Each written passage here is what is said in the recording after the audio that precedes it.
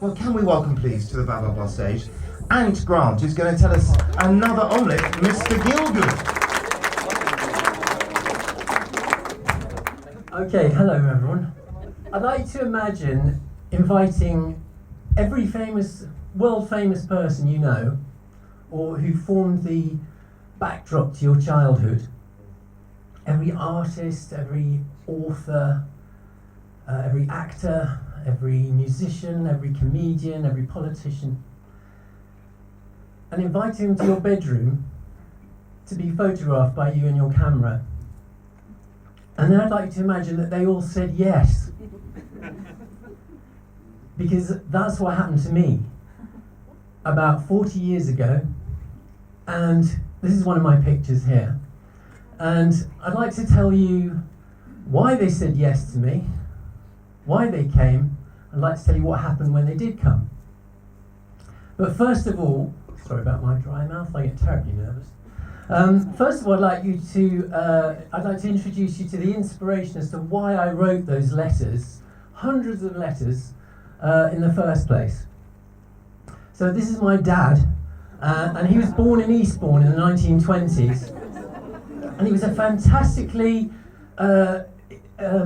he wanted to know how everything works. He was always interested in natural phenomena, because his grandfather had been the head gardener down here of an estate in Eastbourne back in the late 1800s. But he also liked to take radios and things apart and put them back together. He was always fascinated by how things worked. His father was an electrician in Eastbourne who'd put all the electricity into the hotels along the seafront in the 1920s.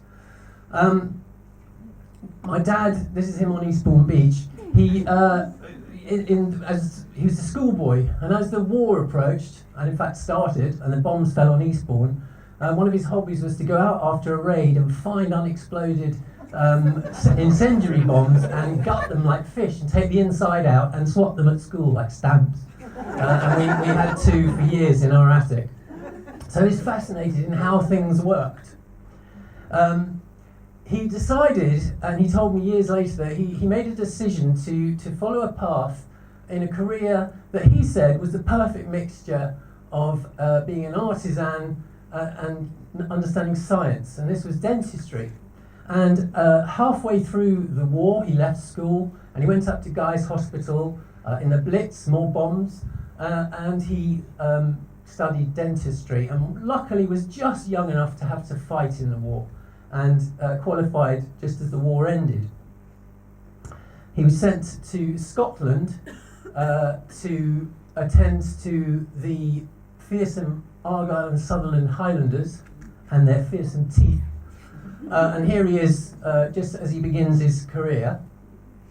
In the recruiting office there, he met this young woman, and they were to be the love of each other's lives. That was my mother. And they came back to London, and there he started a very small practice, a handful of patients. He slept on the floor by night, pushed his bed away, and made his own drills, fearsome things, pedal-driven drills. He made a spittoon out of an old sweetie jar and a hoover, and I always remember having my teeth done under a car headlamp, and it was things like that. It was all very Heath Robinson.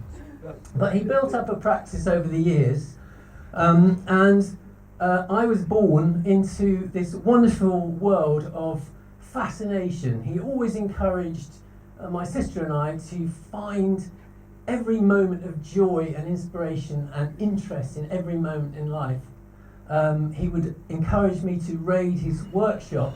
I should say that his practice was actually in the house. He worked downstairs and we lived upstairs. And he would encourage me to go and raid his workshops, which had things like wire and wax and plaster of Paris, and sometimes even gold, which had accidentally been left behind from people who's had their fillings extracted, and from which I used to make jewellery for my mother.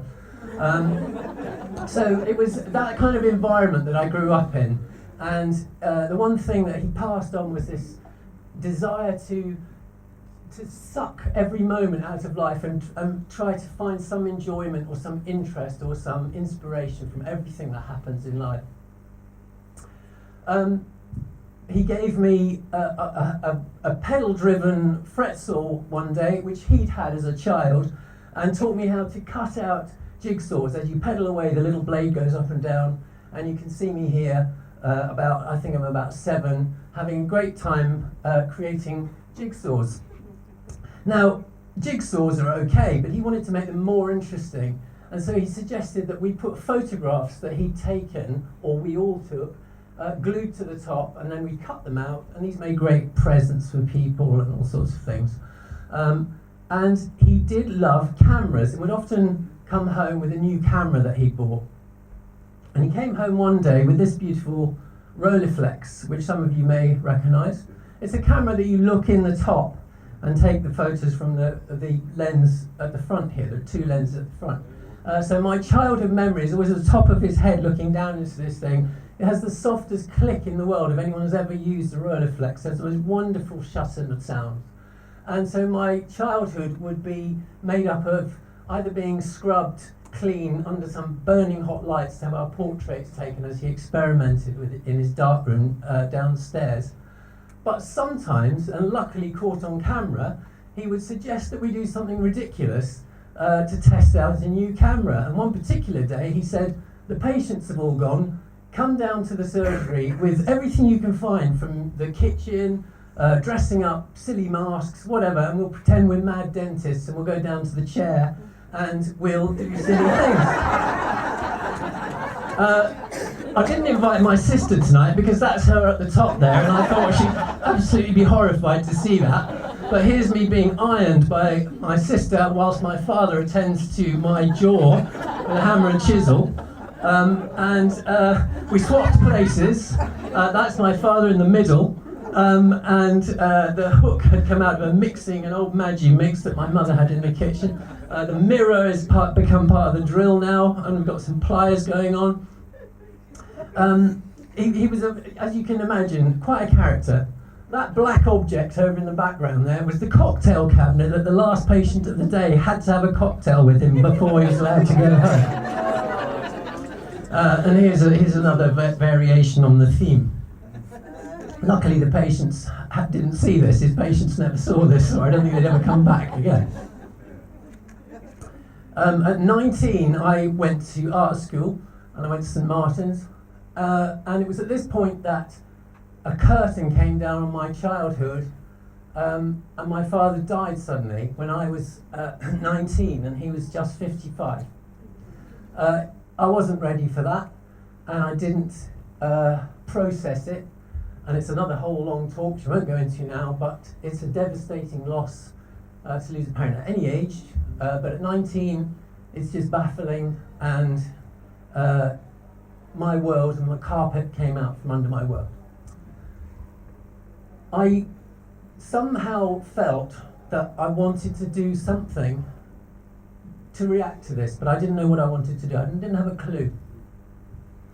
Well, I remembered that in my wonderful childhood I'd had, a lot of it was taken up sitting under the piano listening to my parents' records on the big gramophone, things like the Goon Show, Spike Milligan, or it would be watching TV with your parents, laughing at, I don't know, Les Dawson or The Good Life or whatever, or some great Claudius actors and actresses, going to the theatre, reading books, or my father berating politicians in the newspaper saying, "Bloody idiot, what an old windbag." Well, I sat down and tried to think what I could do that would somehow allow me to continue some form of a relationship, I think. I'm not sure I thought about that consciously at the time, but a way of continuing some kind of relationship with my father. We moved house, my mum bought a tiny house, and I had an even tinier bedroom in that house. And it was there, unpacking the moving crates, that I found my father's Rolleiflex. Now, I had no idea how to use it. It's terribly complicated. I'd never really taken many photographs. And so I gradually, in the dark rooms of St Martin's, I taught myself photography, and I became interested in the work of people like David Bailey, who I knew used the Rolleiflex. And I taught myself how to use it. to such an extent that they never saw me anymore in lessons and I got thrown out St Martin's. However, I did know how to take pictures. And on leaving one day, I bumped into someone called Andy Warhol, and I took some pictures of him, and I thought, that's what I want to do. And so I started to write letters, and I literally wrote hundreds of letters to everyone that I'd remembered from my childhood, either enjoying what they'd done, or, as I say, berating them in the newspapers. Everybody. I had no idea where to send these letters. There was no internet, obviously, in those days.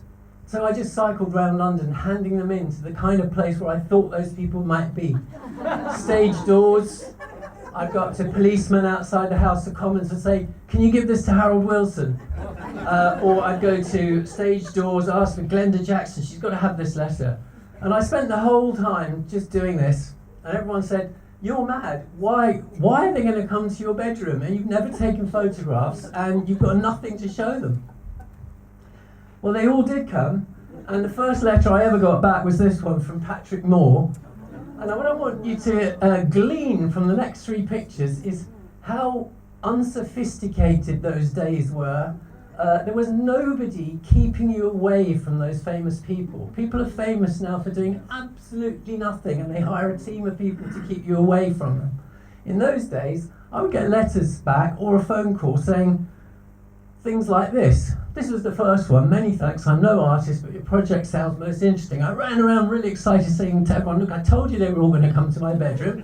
And they all went, well, yeah, but it doesn't actually say that they're coming to your bedroom. I knew they would. Things like this. Any day next week, George Cole. Brilliant. The actor from Minder. And in fact, the experiences I had with these people led to other experiences, far too many to talk about today, but I ended up babysitting his house when he went to Australia to film Minder. Yes, that's another big story. Or thanks, would 10:30 on Tuesday be any good? Tony Benn. So it was quite ridiculous when you think about it nowadays. You just couldn't do it anymore because you're kept away from these people. They'd never reply. And they certainly wouldn't reply to someone who'd never taken a photograph in their life and said, would you like to come round to my bedroom? So they said yes, and they started to come round, and I took a series of photographs. And the idea that I'd had was, what if I used my father's camera to take photos of these people we'd enjoyed and to use those photographs to help the people that were trying to help my father and trying to help other people's fathers, and that was the Royal Marsden Cancer Hospital. And so that was the idea. I was going to exhibit these photos and raise a bit of money. Well, after taking a series of straight photos, I suddenly had the idea to make it a little bit more exciting. I said to them, you're famous for being whoever you are. Who would you rather have been if you weren't who you are? Well, they came up with some extraordinary responses, as you can imagine, and then I realised I had to take these bloody pictures of them as these people. How do I do this? There was no Photoshop in those days. I literally had to create the sets and hire the costumes and the wig to create them. So I started in my tiny bedroom, which was 11 foot long and about 7 foot wide, to create backdrops on the back wall.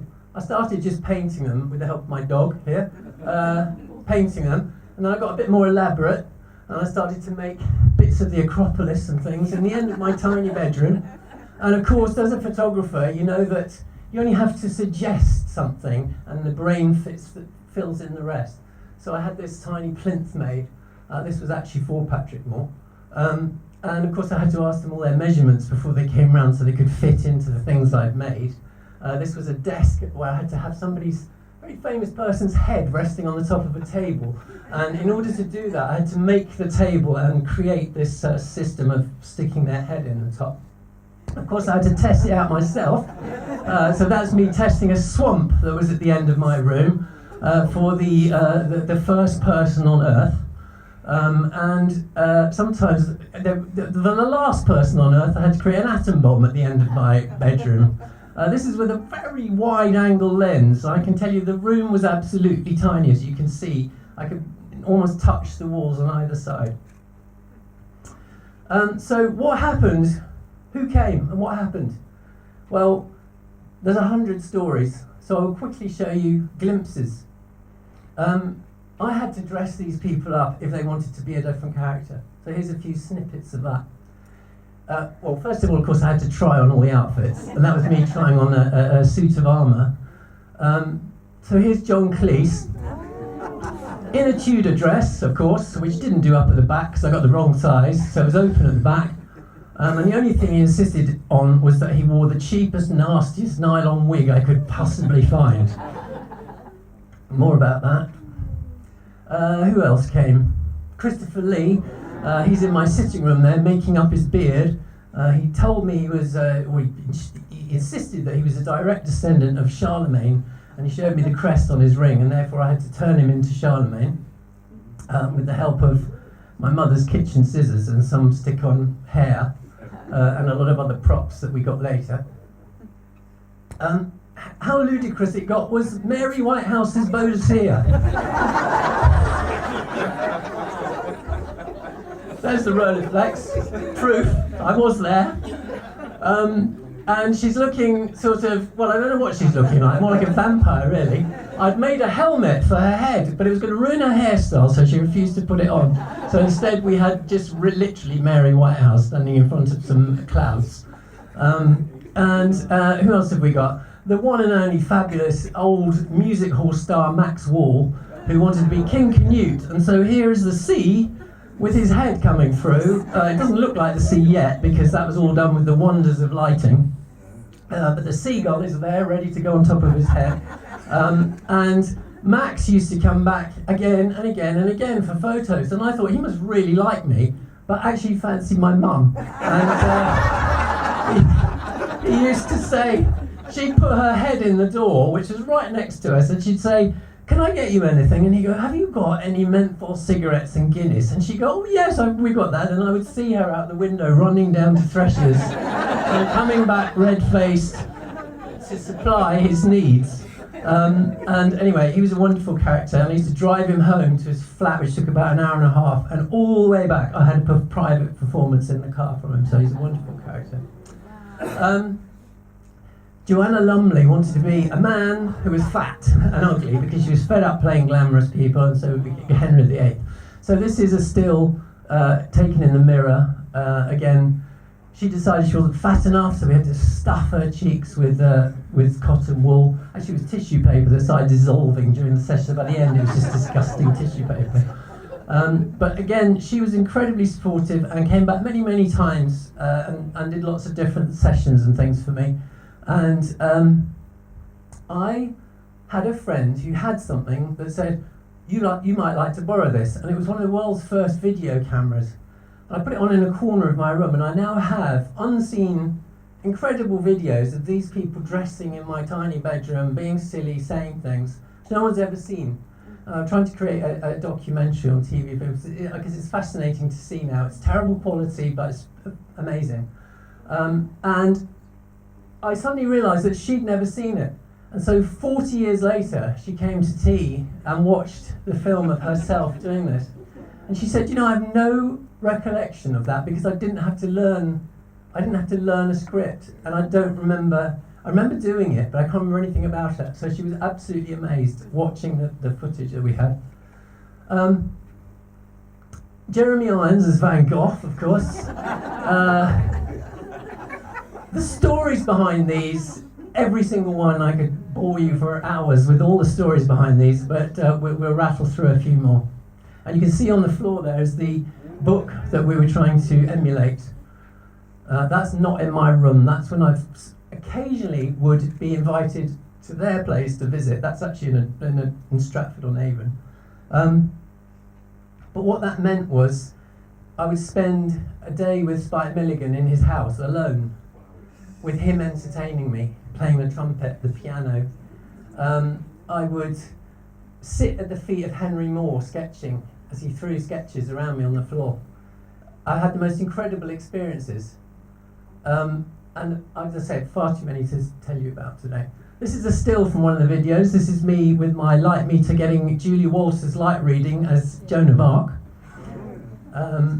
And she was absolutely hilarious. Felicity Kendall and myself trying to work out the best way to make her look like Delilah, and we ended up just a giant pair of scissors actually, and holding a beard up in the air. But we're deep in thought here. These are stills from this video, which, as you can see, has that wonderful 1980s quality of 1,000 lines per inch. And my favourite day was probably dressing Dudley Moore as Queen Victoria and struggling into his petticoats. You can imagine what that's like. It was wonderful. So, why did I call the talk this? Well, one day I was photographing Sir John Gielgud, sat on a tiny white box in a... I should say at this point, I had thrown out my bed and all the furniture in the room because otherwise there's no way I could take photos. And I used to sleep on the floor, and then I painted the room white, and it seemed to me that it was just a white box was the best thing to do it. So he was sat on a tiny little box at the end, right by that door you saw.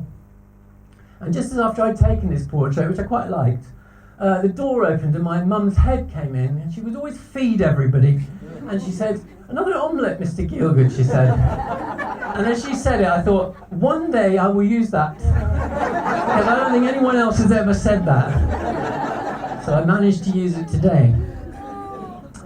I did raise money for the Royal Marsden, and I would literally build a box that went on the wall under my photos, and people would put their change in, and I would take a bag down to the Marsden every now and again, or give them some checks and things. They had just launched an appeal for the first ever body scanner, CT scanner it was called in those days. I think they needed £1 million, and they wanted the public to pay because the government weren't paying enough. And so all of the stuff I raised from that early sessions went towards that first ever scanner at the Marsden. And of course, to this very day, it used to be 1 in 5 people. It's now 1 in 3 people affected by cancer. So although the treatments are getting better, more people get it. So it's a terrible, horrible cycle. But the point of doing this was to no one else had to go through what I went through particularly. So what did I learn from all this? Well, here they are, 1973, I'm riding my dad's back. The one thing I've learned from doing this, or I took from this, was don't wait for these moments tomorrow or the next day. You're lucky enough to have a parent still, or one parent, or just friends or family. Enjoy them, because you never know what tomorrow is going to hold for any of us. That's the one thing I learned. I'm going to give talks, I've called them that, Confessions of a Serial Photographer. So if any of you are interested in hearing about my time with everyone from Michael Caine, I still do it, by the way, and this is a recent one with Olivia Colman. She's not dressed up, but she did dress up as Amelia Earhart, which meant I had to build an aeroplane in my bedroom. I'm not in the same bedroom anymore. Here's Cleese as Lady Jane Grey. All of these characters, if you'd like to hear about, having tea in the morning with Tony Benn and tea in the afternoon with Enoch Powell. That was an interesting day. Meeting, as I say, Henry Moore, Elizabeth Frink, the greatest actors of the time, the greatest musicians, the greatest writers, everybody. They all just said yes and came to the bedroom. So it's quite extraordinary, really. So if you'd like to hear these talks, I'm going to do them at the Rainbow, which some of you might know is behind Waitrose. It's a nice little pub thing, and we're doing it at 11 in the morning. So if you want to take a picture of that, or if you don't have your phone, there's a little red box here, and I've printed out exactly the same thing, so you can take one as you go out. I do Friday mornings, starting on the 24th, and if you come at 11, you have coffee and sit in a room, and I'll show you what happened. And with each individual person, I've grouped them into politicians and artists and everything every week, so different ones. So I think that might be my last slide. Yes, it is, because that's nothing to do with me. Okay, so it wasn't Tim in the nude. That was good. Thank you for listening to me. Thank you very much.